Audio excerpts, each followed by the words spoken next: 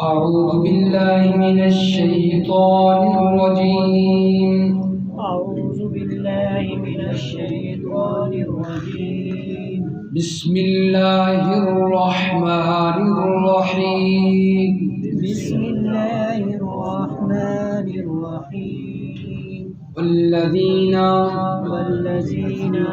اور وہ لوگ یؤمنون جو ایمان لاتے ہیں بما اس وحی پر انزل الیک جو نازل کی گئی آپ صلی اللہ علیہ وسلم کی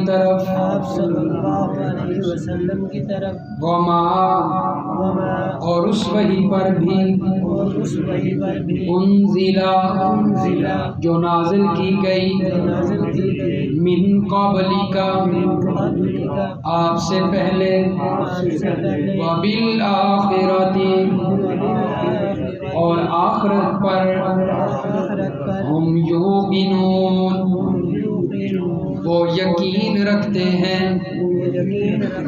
اولئک وہی لوگ ہیں علی ھدی ہدایت پر من ربہم اپنے رب کی طرف سے وَأُولَئِكَ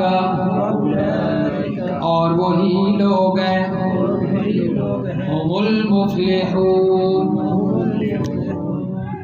کامیاب ہونے والے۔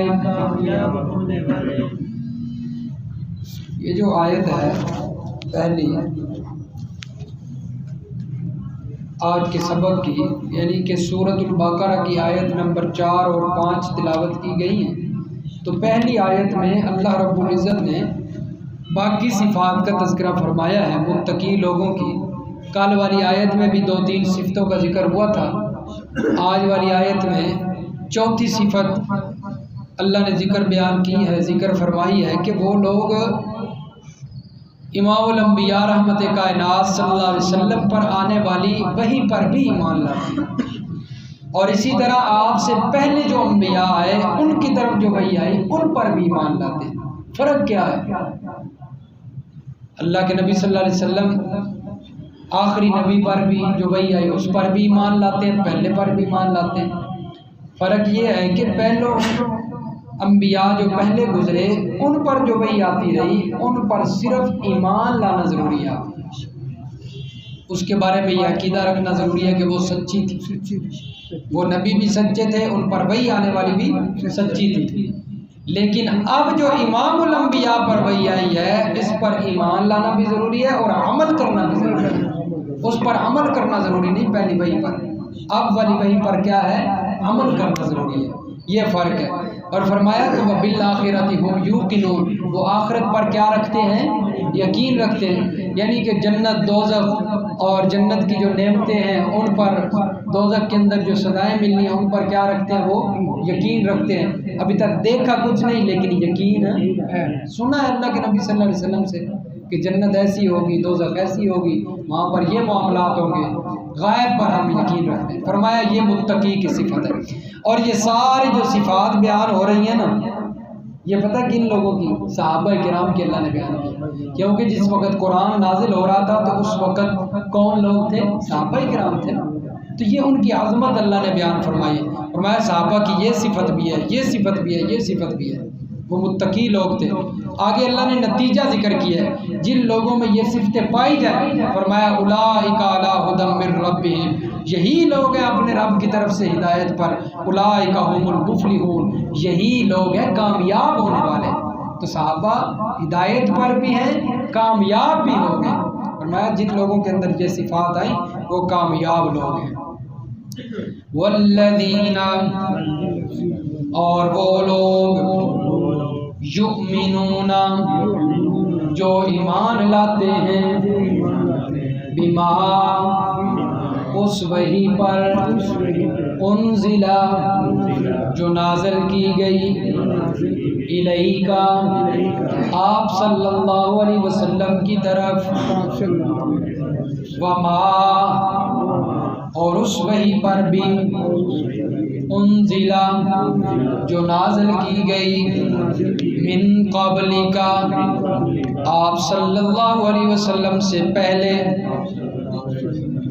وبالآخرۃ اور آخرت پر، ہم یوقنون وہ یقین رکھتے ہیں، اولئک وہی لوگ ہیں، علی ھدی ہدایت پر، من ربہم اپنے پروردگار کی طرف سے۔ یہ جو رب کا لفظ ہے نا، رب اللہ تعالیٰ کو کہتے ہیں۔ رب کا لفظ تو ہم نے پڑھ رکھا ہے، لیکن اس کا معنی بھی سن لیجیے۔ اس کا معنی کیا ہے؟ رب کہتے ہیں اس ذات کو جو انسان کی ابتدا سے لے کر انتہا تک تربیت کرے۔ رب تربیت سے ہے، یعنی جو پالے۔ تو اللہ تعالیٰ بھی وہ ذات ہے جو انسان کو اول سے لے کر انتہا تک ساتھ ساتھ رہتے ہیں۔ جب انسان کی پرورش پیدائش شروع ہوتی ہے، بننا شروع ہوتا ہے، تخلیق شروع ہوتی ہے، تب بھی اللہ تعالیٰ ساتھ ہے۔ جب تک انسان مرتا نہیں، اللہ تعالیٰ ساتھ ہے، اسے کھلا بھی رہے ہیں، اسے پلا بھی رہے ہیں، اسے سب کچھ اللہ تعالیٰ دے رہے ہیں۔ تو اس ذات کو کہا جاتا ہے رب۔ یہ لفظ بار بار آئے گا، تو یہ اللہ تعالیٰ نے رب کا جو لفظ بولا ہے، اپنی جو صفت ذکر کی ہے، وَأُولَئِكَ اور وہی لوگ ہیں۔ یہ اولئک ہے نا، یہ اس میں اشارہ ہوتا ہے، جس طرح کہ ہم بھی کوئی اشارہ در بات کرتے ہیں، وہ فلاں بات، تو اللہ رب العزت یہاں پر اس میں اشارہ ذکر کر رہے ہیں، یعنی یہ جو پچھلی صفتیں گزری ہیں نا، ایمان لے آنا، غیب پر نماز قائم کرنا، یہ جو ساری صفتوں والے لوگ ہیں نا، ان کا یہ ثمرہ اور نتیجہ ہے۔ ہم المفلحون وہ کامیاب ہونے والے ہیں۔ ایک اور معنی جو ہے بڑا خوبصورت اس کا کیا گیا، مفلحون کا ویسے فلاح کا مطلب کامیابی ہوتی ہے، لیکن ایک معنی جو ہے مفسرین نے کیا بڑا خوبصورت، اولئک هم المفلحون وہی لوگ ہیں صحابہ کرام جو کام نکال گئے، اپنا کام کاٹ گئے، کامیاب ہو گئے۔ اللہ سمجھ نصیب فرمائے۔